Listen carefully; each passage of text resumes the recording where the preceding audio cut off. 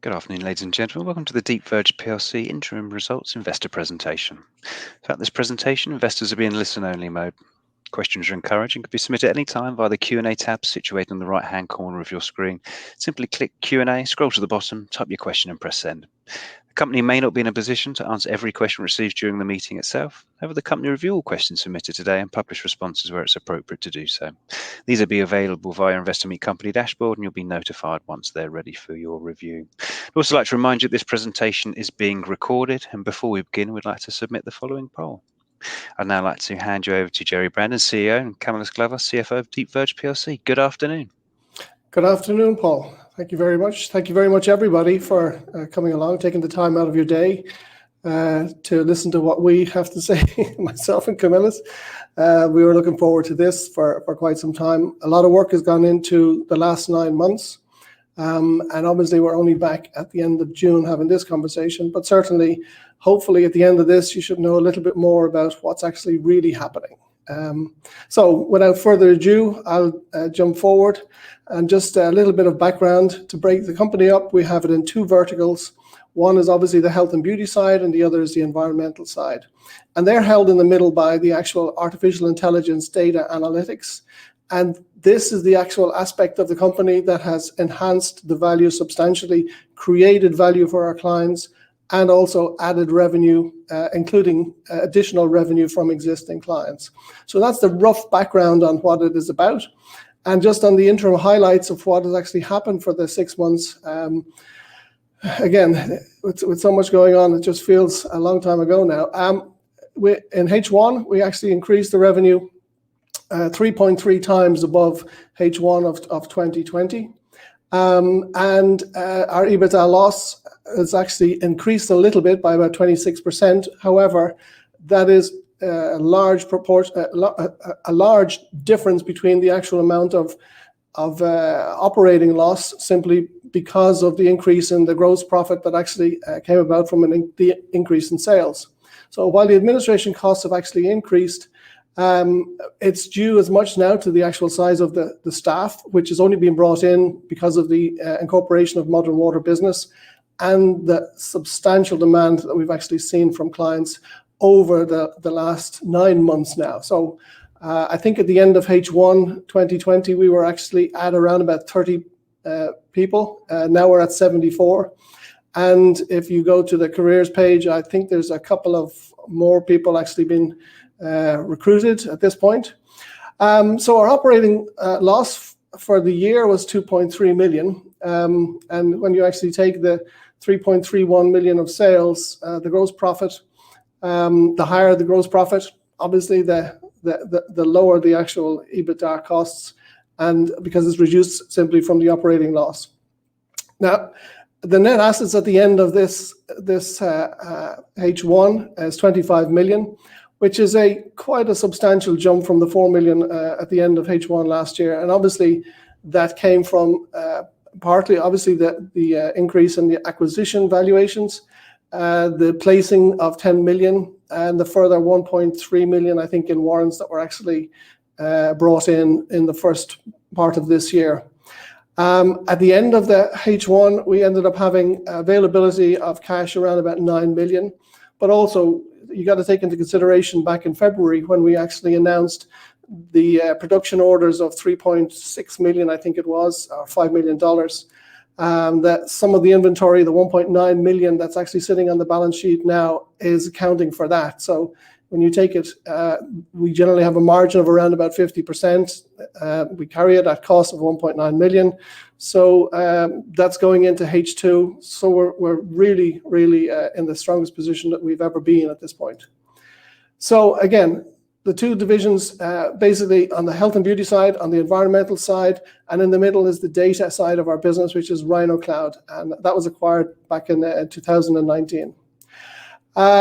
Where we are now. So the ramp up has actually been quite accelerated at this point in time. And the laboratory capacity is now hitting about 20,000 a month. Availability is 20,000 a month. And the main promotional launch of this, after we've now got the Android on top of all the tweaks that we actually were working on while we were working only on the Apple iOS, is now ready to begin. And I did say that I would announce the agency partner who's going to be running this promotion. It's actually a Media Monks, which is a division of S4 Capital. S4 Capital has a footprint literally all over the world. It has a global footprint. Basically, it's got a footprint in the US, where we will be launching next year. It has obviously a footprint in the Ireland and the UK, where we're launching now, across the EU, and it even has a footprint in China. So we're ready with this global partner to be launching out and drive subscriptions to 20,000 a month, hopefully by the end of this year. But we have the capacity now in place to do that. And that was, again, part of the reason why we sought the funding to actually do this, to give ourselves enough space and resources to actually accelerate this. Normally I would click my keyboard, but I'm clicking this. So some background on the Microtox wastewater situation in relation to the detection in wastewater. This is actually, we obviously we're getting to a point of where we're living with COVID, but part of the future drive is monitoring and preparedness, and that is actually evident both by the governments, that UK government, Irish government, US government, Chinese government. Basically, everyone is looking to ensure that there's preparedness so that they can avoid the surges that is actually happening, or at least manage the surges as they would come along. And for that purpose, pretty much every country or every sovereign state that we're involved in has put in place a wastewater detection facility. And that is, at the moment, manually collection of samples and composites once or twice a week from wastewater treatment plants. They're transported back to the laboratories, and they are tested both to detect, A, that the virus is there, and B, what the variants are. And we have been working diligently with a lot of these sovereigns, frustratingly for us under NDA. And for that situation, we've installed a number of these units. We're providing data to some of the potential clients. I have to be careful in how I phrase that. And for that purpose, we are now sending data back. The phase 3 field trials have actually been operational, working, and we're in a position to be able to, as we said at the AGM note a few weeks ago, that we'll be ramping up production to accommodate demand for real-time detection of the virus, so that the only things that are actually tested for at the laboratory are variants, not thousands in the hope of finding a virus, but only variants for the virus. So we are one of the official gold sponsors at the Reuters Impact coming up to the COP26 climate change event in November. This will actually be happening between the 4th and the 7th of October next month. And I will be hosting a panel of 4 eminent individuals from 4 continents. We have AJ Poppet, who's CEO of Ion Exchange, a Bombay-listed company, one of the largest wastewater energy, renewable energy resin producers on the subcontinent of India, with 3,000 plus employees. We have a joint press release out this morning with a Centre of Excellence, which has been established or is being established. And we hope to sign within the next quarter 3 installations worth about $1 million US, or obviously being modern water, US dollars is the currency in use. So about 750,000 for 3 further installations beyond the pilot plant that we've actually completed earlier this year. Second is Dr. Andrew Engele. He's the Deputy Director for Innovation and Partnerships on the Joint Biosecurity Centre UK for the NHS Test and Trace, advisor to UK ministers, public health officials, health departments right across the UK. We have Jean Holm, who's Deputy Mayor, Budget and Innovation from the City of Los Angeles. Jean is former advisor, evangelist for the US White House on innovation, former consultant to NASA on innovation and data analytics, etc. And Chen Zemin is the Deputy General Manager of China Resources, Environmental Protection. Chen is also on a number of other boards of the main China Resources Group, and we'll also be discussing what's our water trying to tell us. And again, I will just go back, if some of you are actually recall what we've done with the skin microbiome and our home test kits is to understand the language of what the DNA microbiota is on the skin. And with our detection capability and AI, we have begun to understand what the water in the wastewater and drinking water is actually trying to tell us about what's in it, where it has been, how long it's been in, and what it's actually connected with. So again, we're actually going to be discussing how we have taken something that is a universal language of water and translated so that in any language we actually understand what is happening with it, and then able to predict what will be happening over the next weeks or 2, 3, 4 weeks ahead of the surges. So on the breath test, again, we've been working in the background. The Microtox PD is already installed in a number of jurisdictions. And the breath test is exactly the same technology. We've been extending this to multiplex chips where we have multiple viruses on the same chip for detection. And that is, again, processing through. It's slow and annoyingly and frustrating, but nevertheless, it is a moving along at a fast pace compared to most medical device manufactured products through the system. So I'll hand it over to Camillus to give you an information on the accounts and what has actually been happening and how well we're doing. Thanks, Gerard, and welcome everyone. Much appreciated your attendance. As Gerard would have shown you on the highlights, the sales for the half year was 3.3 million, which is 230% up on last year. You can see that mostly our sales are weighted in H2, the second half of the year. So in the last year, you would see it was a multiple of 3.5 times the first half for the year, this year figure.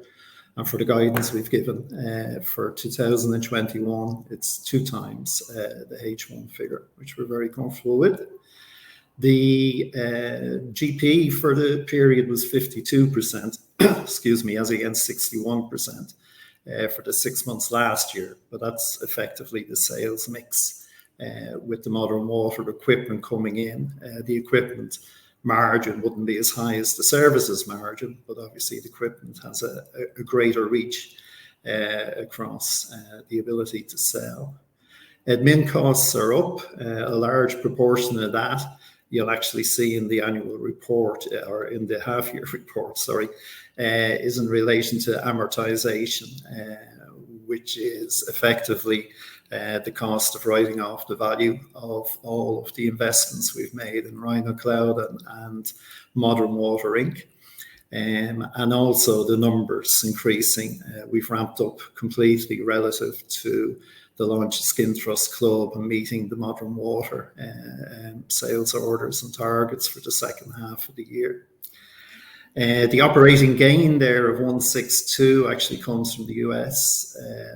Their COVID in Delaware State, where our facility is based, the COVID support is through a PPP loan, Paycheck Protection Program. And unlike the UK program, it was actually to support staff remaining in the business. And that was pre-acquisition. And that loan has been forgiven based on us meeting the criteria that they needed. So even the loss for the period is 697. And again, that's to do with the weighting of H1 versus H2. in relation to the trade and the business. Operating loss, as Jared said, 2.3 million. And then when you adjust for taxation and non-realized currency translation losses to do with the Modern Water subsidiaries, the total comprehensive loss is just under 2.7 million. Then when one looks at the balance sheet, just give me 1 second there.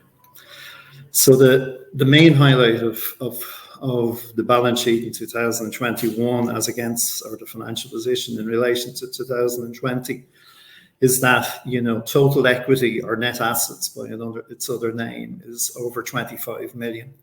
And when you consider last year, it was at 4 million.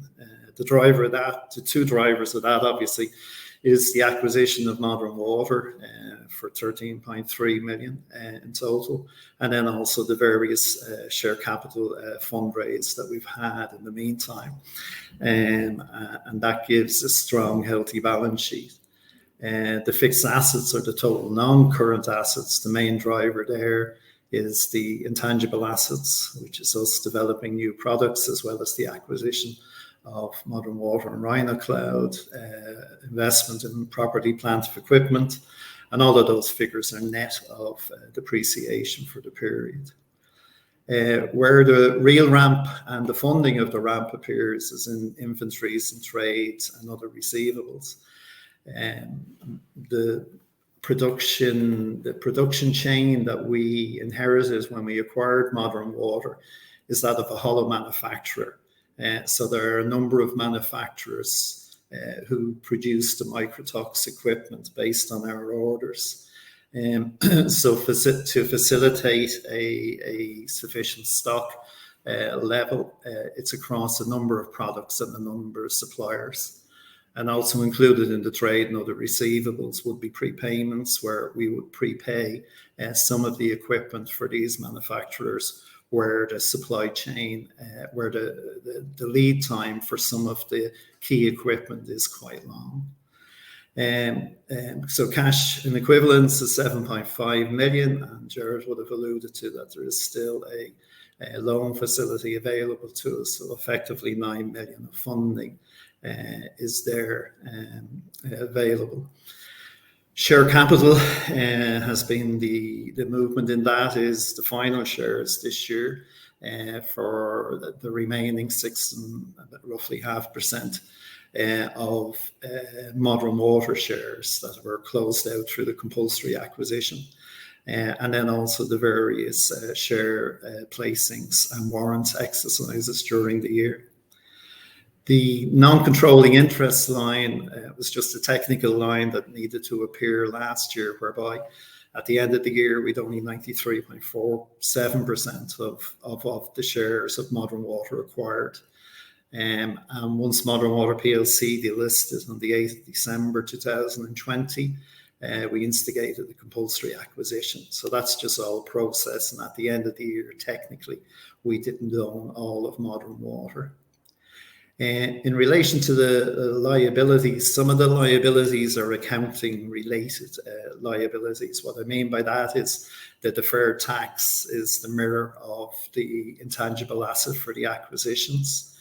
And the lease liabilities is how lease property, lease agreements for property are now handled, whereas you have a right of use of assets in your fixed assets, and you have effectively the cost of your leasing of property. The property in York, which is the key lab for us, we renewed a lease for just under 10,000 square feet in March of this year, which is a 5-year lease, and that brings us to there.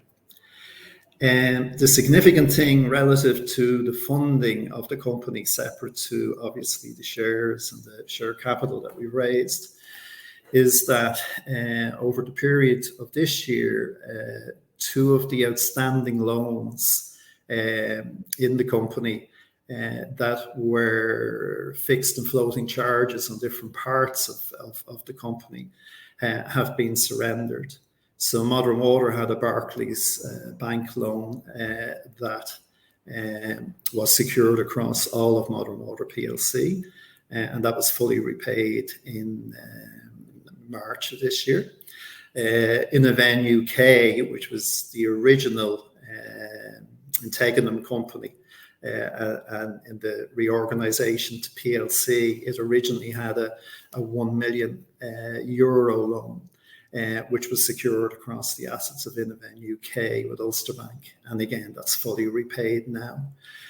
So there's no security on any of the loans. The remaining loan, which is now down to about just over 900,000, is with Riverford, and the security in that is just a cross-company guarantee.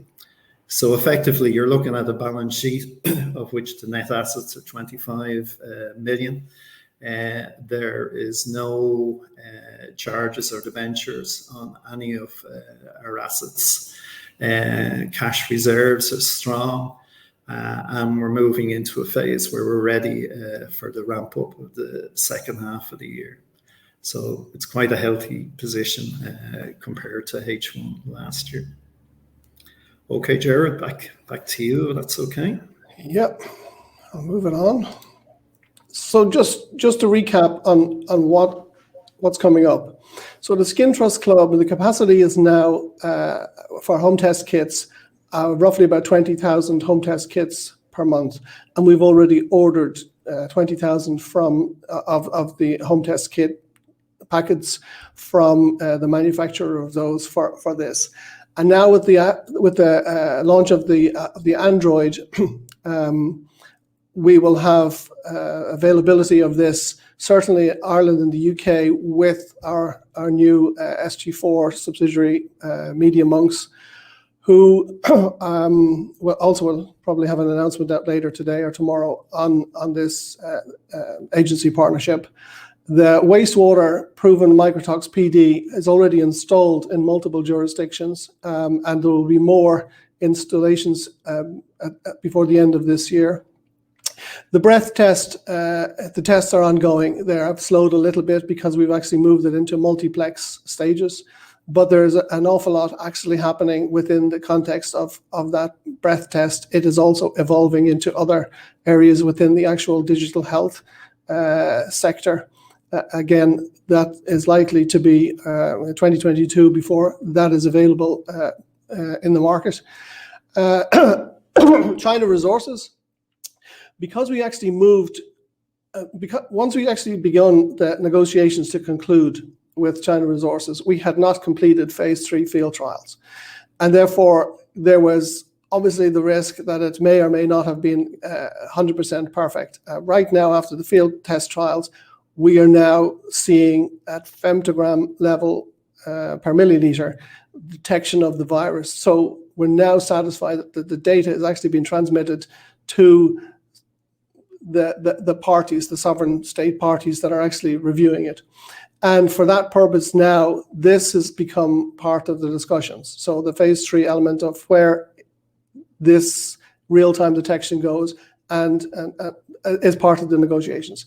It's extended a little bit further, but I feel confident that we'll actually have an outcome before the end of this year. Certainly, as I said earlier, in the fourth quarter, we will have a better understanding anyway. And obviously, China resources Sen is going to be on the panel with me in the Reuters Impact.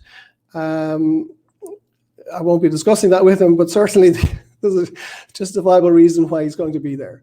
With Ion Exchange, AJ, CEO of Ion Exchange, we've been working with Ion Exchange for well over a year. The delight for us is the actual strong footprint that we'll now have in India and the Middle East with their distribution channel, with their 3,000 installers. And we previously actually discussed about EPS Power having 150 employees across Ireland and the UK and North Europe for the installation of the wastewater elements of this. So we've now got as solid a footprint of distribution in India and the Middle East. Previously, we didn't actually have that. We had remote, please, sir, will you try this? Test it and see if you like it and tell us if you do. Now we've actually got a footprint where we can bring clients to see that installed, working, the data in real time, showing them what's actually happening. And by adding in the real-time monitoring into the zero liquid discharge, we've added value further to what was already there in Modern Water before we actually got hold of it last year. With LabSkin, the clients continue to grow with tier 1 global consumer skincare on multiple levels. We've now finding that some of the actual clients want to have all of their products being tested so that they can actually have the same claim as Galenay, which is test proven, scientifically proven, stamped almost like an Intel Inside or a Dolby on your sound system. It's one of those must-have. And this harps back to our ultrasound days where we had MDoc, which was the stops bleeding technology inside of wound care products on the market, where the promotion side of this technology is partly by the client itself. An expansion of our laboratories in the UK, the US, Ireland, meeting the increased demand for the environmental health with the AI and the data analytics. Certainly the centre of excellence for that is in Fermoy in County Cork, and we're already recruiting for that. We'll have some wonderful news hopefully by the end of November on that facility. And the multiplex chip trials, this is, again, multiple virus, multiple pathogen surveillance on one single microchip. And that's part of the actual development of the breath test side of it. And we will have, again, working on areas not even relating to physical equipment, but integrated into everyday uses of product, which I will come back to hopefully before the end of the year. We'll have something on that. So that's pretty much where we're at. That's what we have been doing for the last 9 months, 12 months, whatever, going back. It's accelerating. As Camilla said, in the last 3 years, everything has been weighted in the second half. And it's no different this year. As much, in February, we said we had this $5 million order, 3.6 million pounds worth of orders for the Modern Water equipment. Much of that still lies in inventory that is on the balance sheet at the end of June, shipped in second half of this year, and further orders and manufacturing in place for additional demand on that. So that pretty much wraps up. I'll push it over to Camillus for the questions that were actually there, if any have come along. That's fantastic. Jerry Camillus, thank you very much indeed for the presentation. Ladies and gentlemen, do please continue to submit your questions using the Q&A tab situated on the right-hand corner of your screen. But just while the team take a few moments to review those investor questions submitted already, I'd like to remind you the recording of this presentation, along with a copy of the slides and the published Q&A, can be accessed via your investor dashboard on the Investor Meet Company platform. I'd also like to remind you that your feedback is important to the company, and immediately following the presentation, you'll be redirected for the opportunity to provide your feedback. Jerry Camillus, we did receive a number of pre-submitted questions, and as always, you've been very generous in answering all of those, and these will be published alongside with today's Q&A from the live meeting. Camillus, as you can see, we've had a number of questions come through today. If I may just hand back to you, and where appropriate to do so, if you could just address those and either answer them yourself or I'll pass them to Jerry, that'd be fantastic. Thank you. Yes, indeed. Thanks again. Jerry, quite a number of questions on Skin Trust Club, as you could imagine. With us getting so close to the launch of it. One question AJ has asked is in relation to, the timing, like why would anyone carry on using the Skin Trust Club when they try for 2 subscription periods with a crossing between different seasons? And is there other reasons why? So maybe you might be able to give a bit about the philosophy behind. Sure. So, other than my good skin, we've had quite a few thousand people try this now, and in some cases, it's quite astounding to see that a number of responses, even in the public sector, through social media, have come back where the test that they carried out opened up their eyes to the fact that one or two of them thought they had oily skin, but in actual fact they had dry skin and been treating it for oily skin pretty much, not exactly as perfect. Took the instruction as provided by the actual results of that and the recommendations, and have subsequently, by the second test, have found the improvement. Now, it's one of those situations where with Skin Trust Club that we've found extremely interesting, and it's becoming more and more obvious, because as the recommendations are continued on, they change over seasons, they change out the environment, they change with the results of your test. One of the things that I find myself even wondering, so has my skin microbiome improved or not, or changed or altered during those seasons? And over that period of time, I asked the same question. I'm not up to 100. I was sitting at around about 67 and then 73, but it also went down. And I was told that your skin changes over that period of time, and the balance of the microbiome alters for each individual. And therefore, it's so long as you actually have and waver between a certain level, your skin microbiome is in reasonable balance.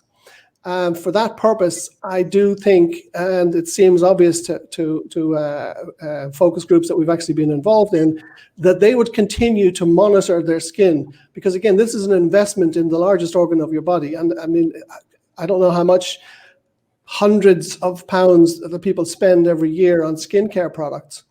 Certainly, we've seen an awful lot more evidence inside of the COVID lockdowns that people are looking after their skin rather than the cosmetics that they're putting on. So we have now, even although it's anecdotal, we have certainly seen that people want to continue to use that to see and maintain a level of their skin microbiome and change in the recommendations during the season. So it's not a one-off. We're definitely seeing it's not a one-off. Sorry, that was a long answer, but yeah. And then a number of questions on the microtox in the COVID space and in relation to the type of testing and possible customers. Sorry, could you ask that question again, Camilla? Yeah, sorry, the microtox extension of the equipment for the real-time testing of COVID. Okay, so one of the reasons why we've established the Moore Park facility in Fermoy, County Cork, is that it's close or reasonably within a short period distance from the Cork Institute of Technology and Tyndall Foundries, who are both our partners in the EcoWater OS consortia. And for that matter, the physicists, the physics, the optofluidics, and obviously that's the center of excellence for our own AI hub as well in Cork, it seemed the most logical place to actually manufacture this process. Coupled with the fact that we also have the components being manufactured and shipped to this facility, it's about the size at the moment of around about a shoebox. And working in collaboration with Microsaic, because of the microengineering capability there, we see the potential of reducing that to a much smaller footprint. But for now, as a size of a shoebox, it fits into these large units, the OVAs, the 710 OVAs. And what we're hoping to do and continue to push it a little bit further is just retrofit existing units with this unit. As we ramp up, I think we're going to be up to around about 100 units manufactured as the first phase towards the end of this year, beginning of next. But we hope to be up to 200 a month in the middle of next year. Yeah, and Jared, as an extension of that, Tim is asking, the chips are capable of detecting pathogens other than viruses. And can you just give an examples of the type of pathogens and their application? Okay, so there's a number of viruses, quite a lot. I think over 160 viruses that are actually in and detectable in wastewater, in the sewage. The ones that are more prevalent are norovirus, and that has been a request of both the cruise industry, but also some of the sovereigns for detecting that in the community. But much of the additional development has been towards requests for detecting the likes of antibiotics that are in the system, because one of the biggest problems, I suppose, in the 70s and 80s is the onset of use of antibiotics for animals. And because of that, what goes through them goes out into the groundwater, into the rivers and streams, etc. And the detection of the antibiotics that are actually in the water, in drinking water. So this is also an area. But finally, one other aspect of that is from law enforcement, the requests to be able to find Class A drugs and where the surges are of the Class A drugs. So this is basically a snitch piece of equipment as well. Yeah. And in relation to all of our developments and actually the products themselves, a couple of questions around IP. Yeah. Peter asks, how robust are your patents, and can any partners reverse engineer? So Okay. So I get asked this quite a lot. The most important aspect of this is, yes, we do have patents, and patents are filed for new advances on what it is that we're doing. That's absolute yes. But what most investors may not necessarily, research substantially enough, but is the fact that there's 2,700 pathogens, which are obviously toxins, virus, bacteria, and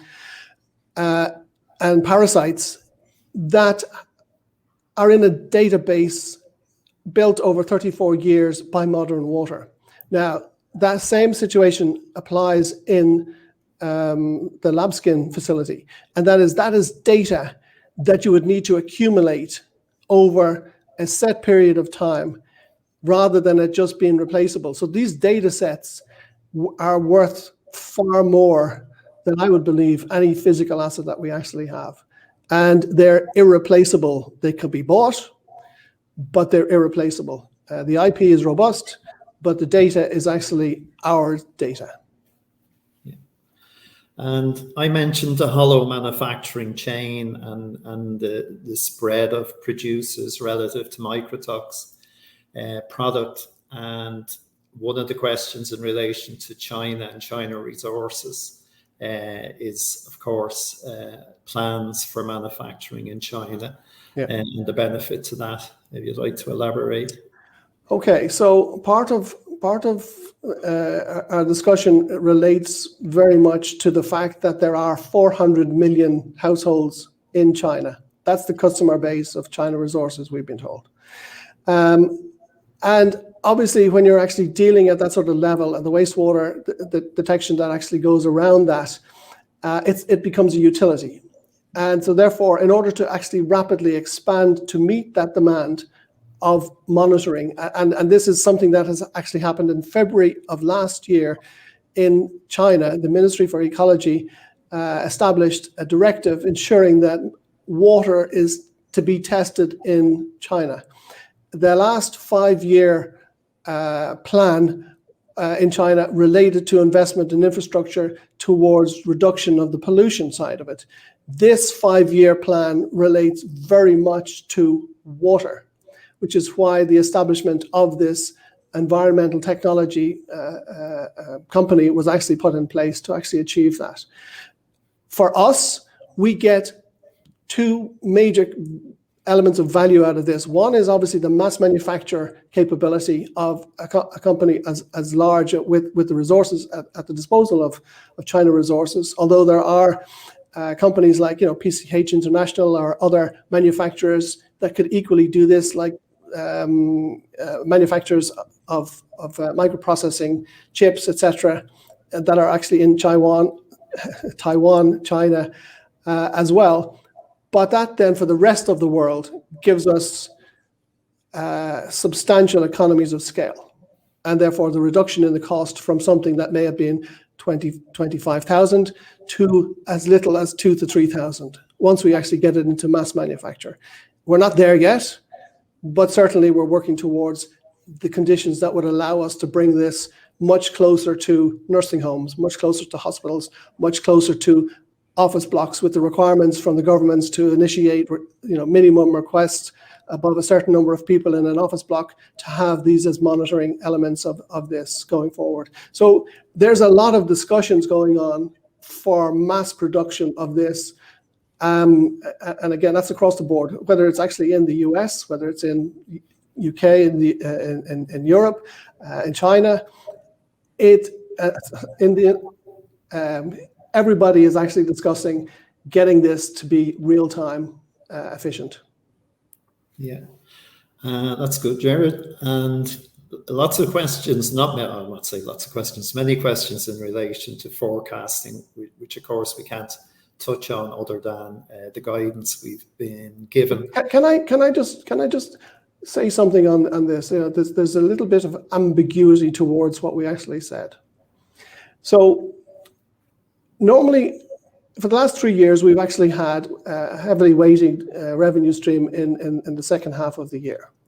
And the reason why we actually did not alter the 10 million, which is, as Camilla said, we're comfortable with, is that we simply don't know.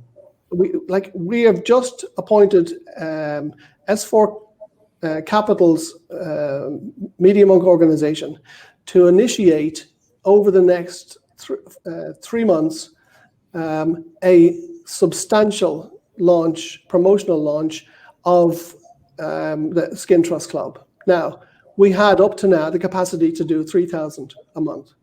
That was the maximum we could do. And we had said in a previous RNS that by the end of September, we would have the capacity to do up to 20,000.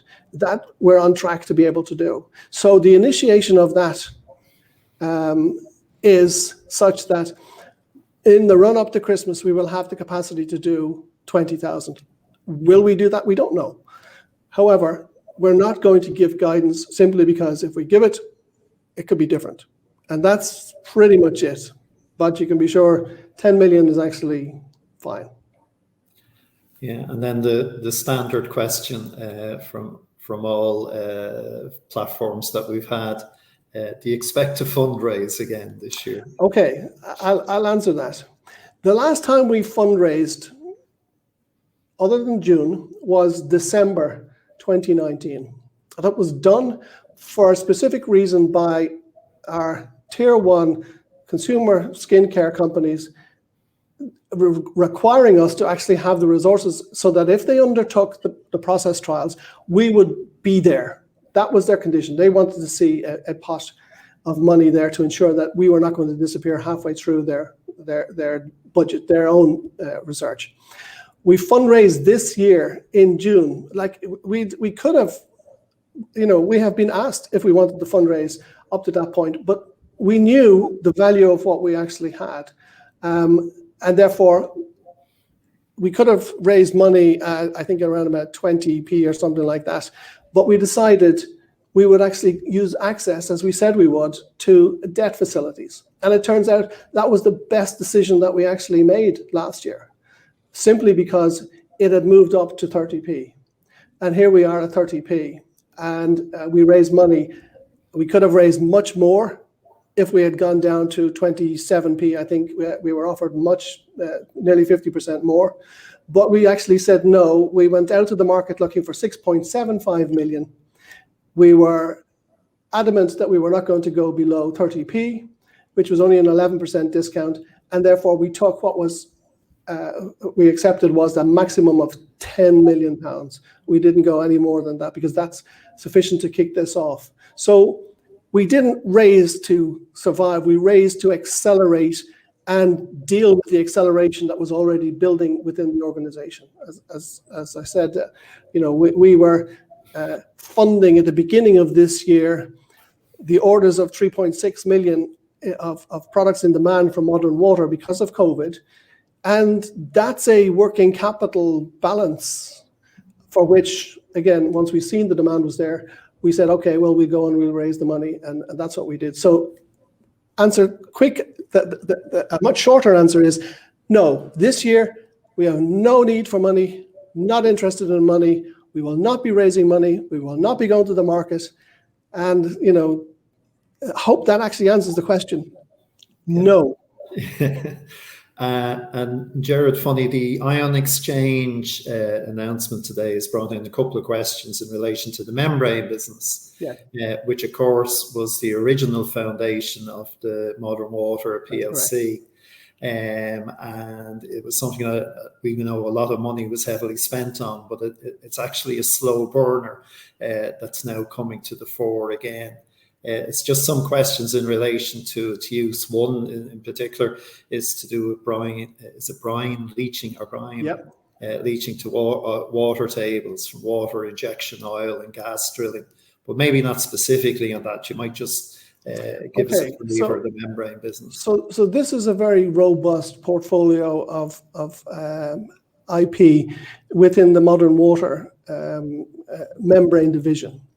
And it had been slow for obvious reasons. COVID lockdown meant nobody could travel anywhere around the world. And one of the actual trials that we initiated was carried out remotely with instruction from our staff who were locked down to India to actually initiate that, as well as the one we actually close off in Korea on desalinization. But certainly the membrane, for the purposes of the requirement in what is a water crisis. I mean, by 2030, 40% of the entire world's population will not be guaranteed 24/7 water. That's how much of a crisis it is. So the zero liquid discharge requirements and waste and water recovery is something that is extremely important in areas, specifically in the subcontinent of India.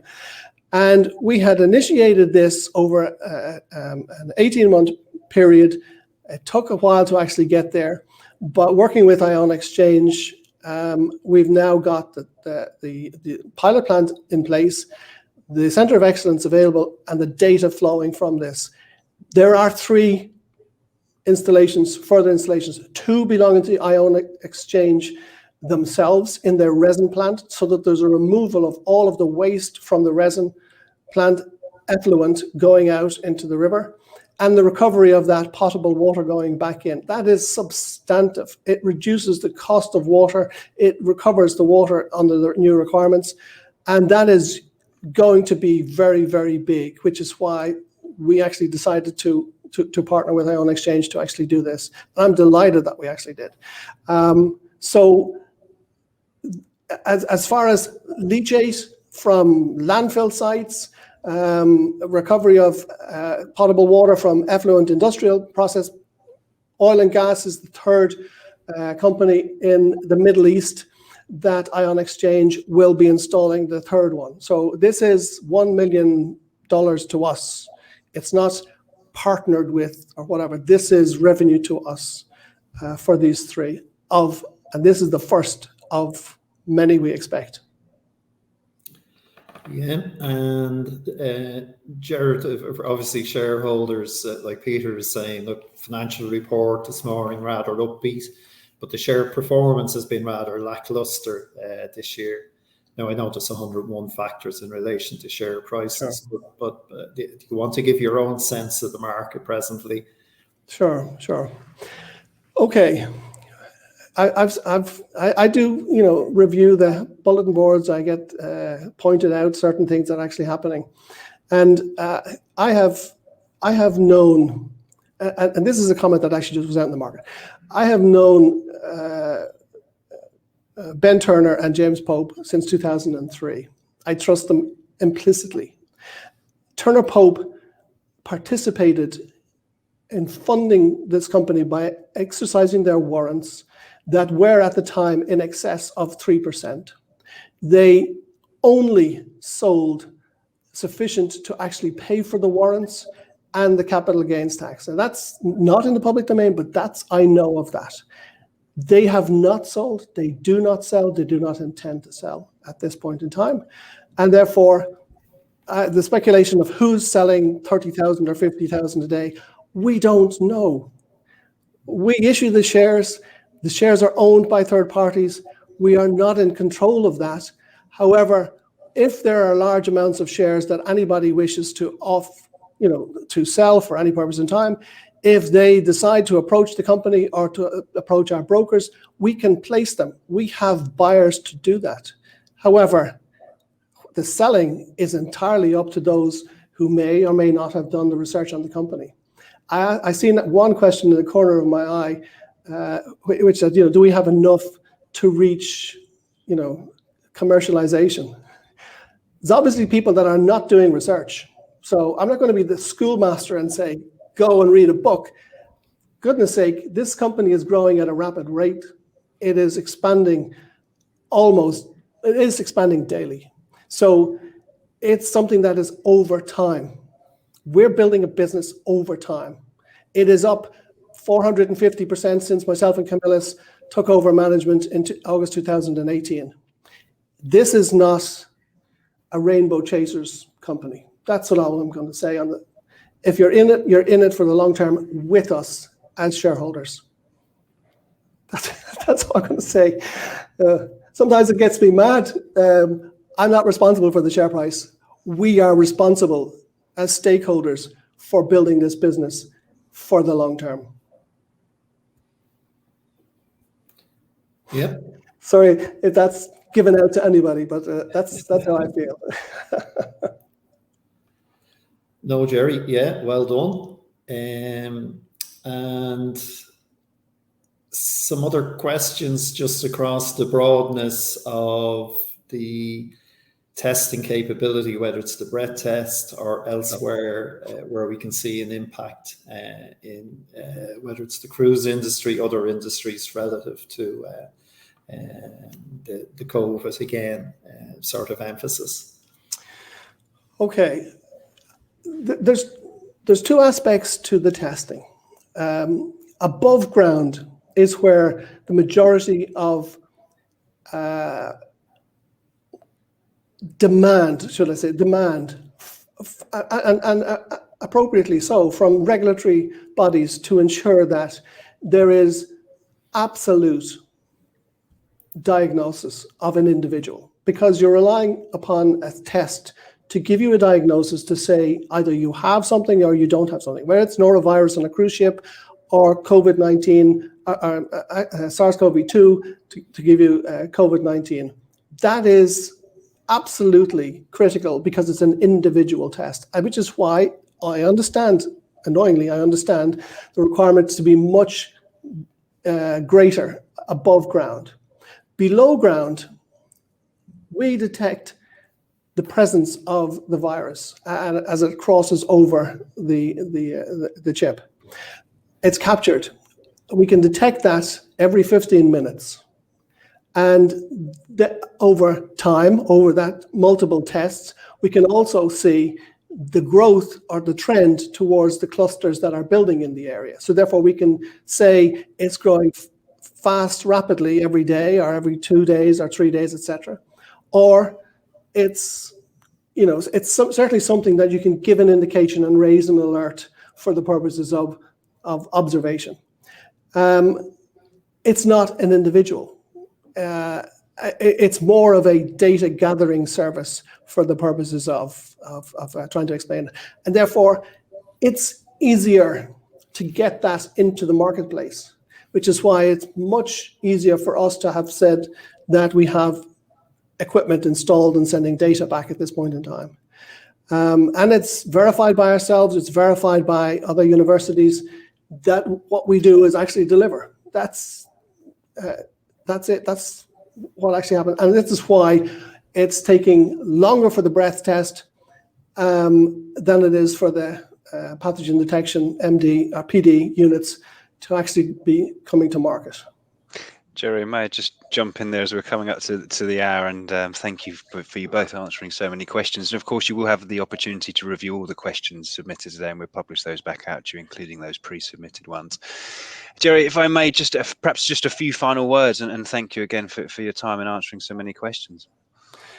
Well, no, I mean, I'm deeply grateful to be part of this stakeholder element, and the stakeholder element, I think a lot of retail investors fail to understand that their our other stakeholders. There's employees. The reasons why we put out information is as much to do with our clients, our employees, the manufacturers that supply us, our suppliers, the distribution channels that we actually have, distribution and rely upon their support and structure. And, we work as employees, we work as shareholders to, create wealth. But we also are passionate about what we do to create a solution to a societal problem that is so large. There is an unbelievable market for us. We're just trying to cope on the growth as much as anybody else. So I appreciate the support of short and long-term shareholders very much. But I'll finally say one last thing. We're not raising any cash this year. That's it. I'll leave it at that, Paul. That's wonderful. Jerry Camillus, thanks again for updating investors today. Could I please ask investors not to close the session, as you'll be automatically redirected for the opportunity to provide your feedback in order the team can better understand your views and expectations. This will only take a few moments to complete and is greatly valued by the company. So on behalf of Jerry Camillus and DEEPVERGE PLC, we'd like to thank you very much for attending today's presentation. That concludes today's session. Thank you and good afternoon.